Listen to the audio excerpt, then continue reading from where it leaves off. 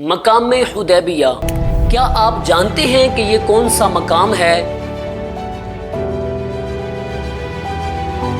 یہاں رسول اللہ صلی اللہ علیہ وسلم نے ایک مرتبہ اپنے 1400 صحابہ کے ساتھ قیام فرمایا۔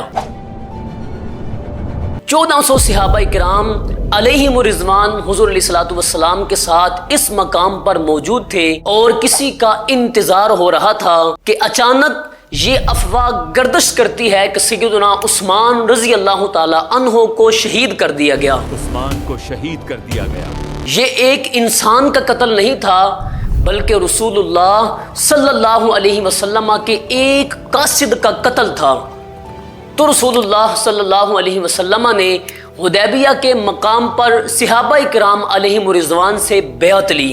حدیبیہ کے مقام پر ایک درخت تھا، اس درخت کے نیچے رسول اللہ صلی اللہ علیہ وسلم نے اپنے صحابہ سے بیعت لی کہ ہم عثمان غنی رضی اللہ تعالی عنہ کا قصاص لیے بغیر یہاں سے واپس نہیں جائیں گے۔ اسلام کے اندر بہت ساری جنگیں لڑی گئیں، بدر ہوئی، احد ہوئی، جنگ خندق ہوئی، لیکن یہ ایک اسلام کا ایسا واقعہ ہے جس میں نہ تلوار اٹھی، نہ اس میں جنگ ہوئی، نہ میدان قتال سجا، لیکن پھر بھی اللہ رب العزت نے اس واقعے کو قرآن مجید میں فتح مبین کے نام سے یاد کیا۔ آئیے جانتے ہیں کہ یہ بیعت کیوں ہوئی، کس کے لیے ہوئی، اور اللہ رب العزت نے اس کو فتح مبین کیوں قرار دیا۔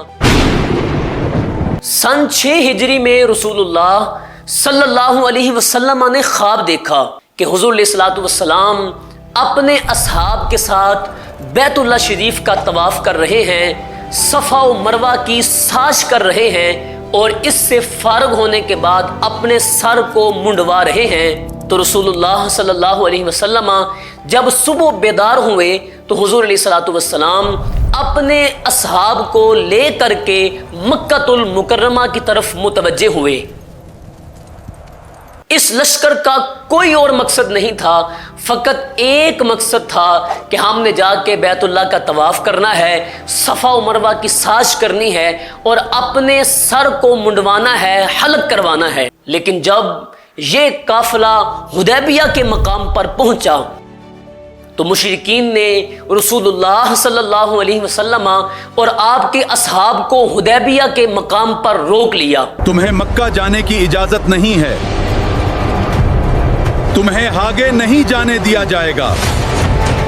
تو رسول اللہ صلی اللہ علیہ وسلم نے حضرت عثمان بن عفان رضی اللہ تعالی عنہ کو مشرکین سے مذاکرات کرنے کے لیے مکہ روانہ کیا۔ جب سیدنا عثمان رضی اللہ تعالی عنہ مکۃ المکرمہ پہنچے تو مشرکین نے سیدنا عثمان رضی اللہ تعالی عنہ سے کہا تھا، اے عثمان، سامنے بیت اللہ ہے، تمہیں دیدار کرنے کی بھی اجازت ہے، طواف کرنے کی بھی اجازت ہے، لیکن تمہارے نبی کو یہاں آنے کی اجازت نہیں ہے۔ اے عثمان، تم بیت اللہ کا طواف کر سکتے ہو، لیکن تمہارے نبی کو اجازت نہیں۔ سیدنا عثمان غنی رضی اللہ تعالی عنہ آپ نے مشرکین سے فرمایا، میں اس وقت تک اس بیت اللہ کو دیکھوں گا بھی نہیں جب تک میرے آگے آگے میرے مصطفیٰ نہیں چل رہے ہوں گے۔ ابھی سیدنا عثمان غنی رضی اللہ تعالی عنہ وہیں موجود تھے کہ صحابہ کرام علیہم الرضوان میں یہ افواہ گردش کرتی ہے کہ سیدنا عثمان رضی اللہ تعالی عنہ کو مشرکین نے شہید کر دیا۔ عثمان کو شہید کر دیا گیا۔ کچھ دیر کے لیے صحابہ میں خاموشی چھا جاتی ہے، پھر حدیبیہ کے مقام پر ایک درخت کے نیچے رسول اللہ صلی اللہ علیہ وسلم نے اپنے غلاموں سے بیعت لی۔ صحابہ کرام علیہم الرضوان نے حضور علیہ الصلوۃ والسلام کے ہاتھ پر ہاتھ رکھ کر بیعت کی، اور سب سے آخر میں حضور علیہ السلام نے اپنا دست رحمت رکھا اور فرمایا کہ یہ والا ہاتھ عثمان کا ہاتھ ہے۔ اللہ رب العزت نے اس ہاتھ کو عثمان غنی کا ہاتھ نہیں، بلکہ اللہ نے قرآن میں اس کو اپنا دست قدرت بیان فرمایا۔ یہ ایک انوکھی بیعت تھی کہ اللہ رب العزت نے اس بیعت کو قرآن مجید کے اندر بھی بیان فرمایا کہ اے محبوب، جو آپ کے ہاتھ پر درخت کے نیچے بیعت کر رہے تھے، میں رب ہو کے اعلان کرتا ہوں میں تمام غلاموں سے راضی ہو چکا ہوں۔ پھر اس مقام پر مسلمانوں اور مشرکین مکہ کے درمیان ایک معاہدہ طے پاتا ہے جسے صلح حدیبیہ کہا جاتا ہے۔ اس میں بہت ساری شرائط اس صلح نامے کی اگرچہ مسلمانوں کے خلاف تھیں۔ جب مسلمان یہاں سے واپس پلٹ رہے تھے تو مسلمان پریشان تھے۔ اللہ رب العزت نے اس معاہدے کو قرآن مجید کے اندر اس انداز میں بیان کیا۔ رب فرماتا ہے انا فتحنا لک فتحا مبینا، اے حبیب ہم آپ کو ان قریب ایک واضح فتح عطا فرما دیں گے۔ اس معاہدے کو اللہ رب العزت نے فتح مبین قرار دیا اور یہی معاہدہ پیش خیمہ بنا فتح مکہ کا۔ کچھ عرصے کے بعد رسول اللہ صلی اللہ علیہ وسلم اپنے غلاموں کے ساتھ مدینہ سے مکہ کی طرف روانہ ہوئے اور اللہ رب العزت نے اسی صلح حدیبیہ کی وجہ سے کچھ عرصہ کے بعد بیت اللہ شریف کو فتح عطا فرما دی۔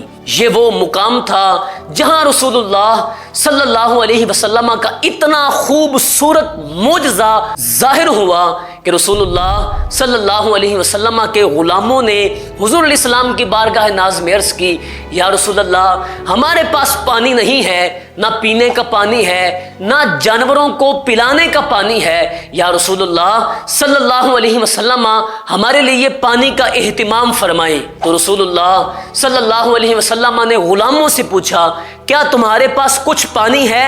تو عرض کی یا رسول اللہ صلی اللہ علیہ وسلم ایک برتن میں تھوڑا سا پانی موجود ہے۔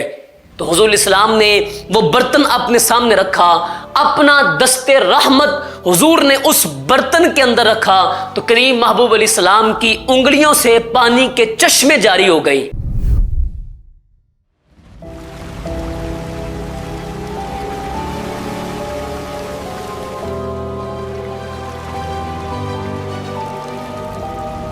صحابہ کرام علیہم رضوان کہتے ہیں اگر ہم اس دن 1,00,000 بندے بھی ہوتے تو وہ پانی ہمیں کافی ہوتا۔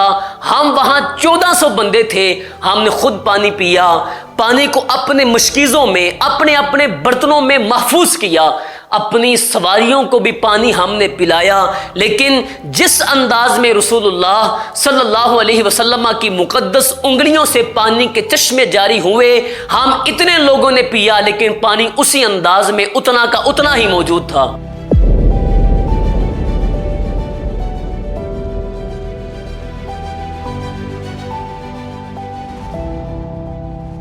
یہ وہ معاہدہ تھا کہ جس میں رسول اللہ صلی اللہ علیہ وسلم نے عثمان غنی رضی اللہ تعالیٰ عنہ کی شان کو بیان کیا، صحابہ کرام علیہم رضوان کے مرتبہ کو قرآن مجید نے بیان کیا۔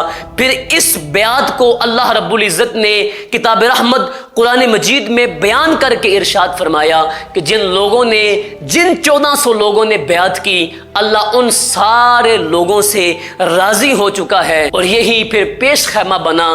چند دنوں کے بعد اللہ رب العزت نے اسی وجہ سے اہل ایمان کو مکہ المکرمہ بیت اللہ شریف کی فتح عطا فرما دی۔